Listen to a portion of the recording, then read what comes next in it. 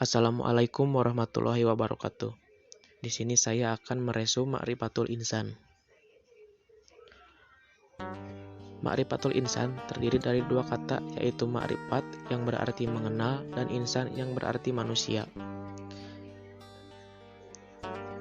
Ma'rifatul Insan merupakan proses mengenali dan memahami proses penciptaan manusia oleh Allah Subhanahu wa Ta'ala, yang mana manusia adalah makhluk yang paling sempurna di antara makhluk lainnya.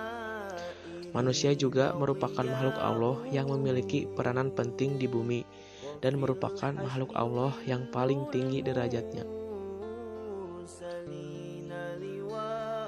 Manusia berasal dari tanah dan juga ruh yang memiliki tiga unsur, yaitu hati, akal, dan jasad. Manusia juga memiliki kewajiban untuk beribadah dan menjadi seorang khalifah. Manusia juga akan mendapatkan balasan surga atau neraka. Selanjutnya, hakikatul insan. Hakikatul insan yang berarti hakikat manusia. Apa itu hakikat? Menurut KBBI, hakikat berarti intisari atau dasar. Bisa juga diartikan sebagai kenyataan yang sebenarnya.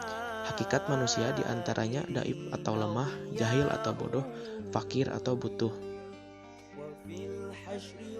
Manusia dimuliakan dengan ditiupkannya ruh, memiliki keistimewaan dan ditundukkan alam kepada dirinya. Dan manusia juga dibebani untuk beribadah dan menjadi seorang pemimpin di dunia. Seperti yang dikatakan tadi, manusia akan mendapatkan pertanggungjawaban, surga atau neraka. Tahaqququl insan yang berarti potensi manusia. Manusia diberi tiga potensi, yaitu jasmani, rohani, dan akal. Potensi-potensi tersebut adalah potensi pendengaran, potensi penglihatan, dan juga hati. Manusia juga memiliki kebijakan, amanat, atau khianat. Selanjutnya, nafsul insan. Apa itu nafsul insan? Nafsul insan terdiri dari dua kata. Yang pertama, nafsul yang berarti nafsu dan insan yang berarti manusia. Nafsul insan berarti nafsu manusia.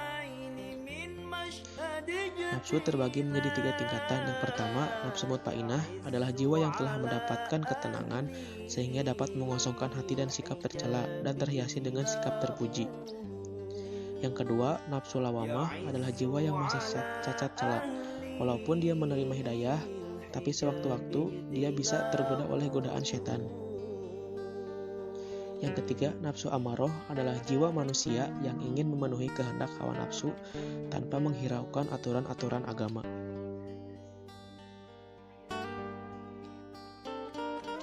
Selanjutnya, sifatul insan yang berarti sifat manusia.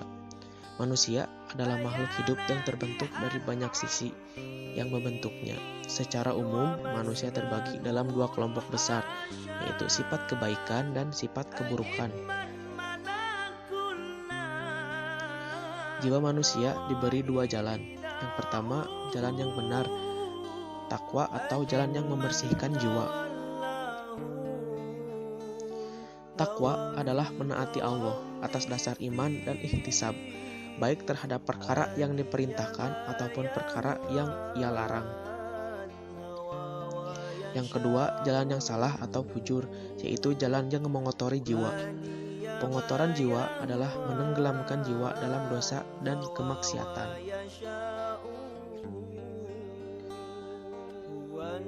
Yang terakhir yaitu hakikatul ibadah, yang berarti hakikat ibadah.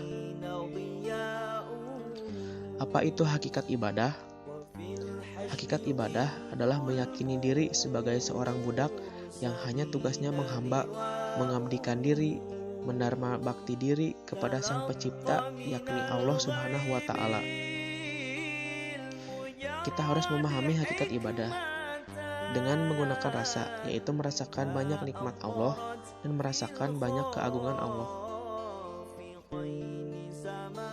Kita juga harus mengetahui makna tujuan dari ibadah kita. Tujuan ibadah adalah menghambakan diri kepada Allah Subhanahu wa Ta'ala dan mengonsentrasikan niat kepadanya dalam setiap keadaan. Dalam adanya tujuan tersebut, seseorang akan mencapai derajat yang tinggi di akhirat. Sedangkan tujuan tambahan adalah agar terciptanya kemaslahatan diri manusia dan terwujudnya usaha yang baik. Kita harus didasari dengan rasa takut dan harapan juga. Saat kita melakukan ibadah, kita harus melakukan dengan penuh rasa takut.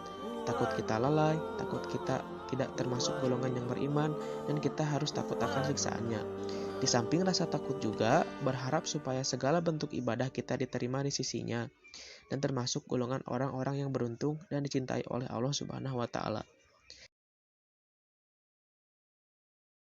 Sekian dari saya. Wassalamualaikum warahmatullahi wabarakatuh.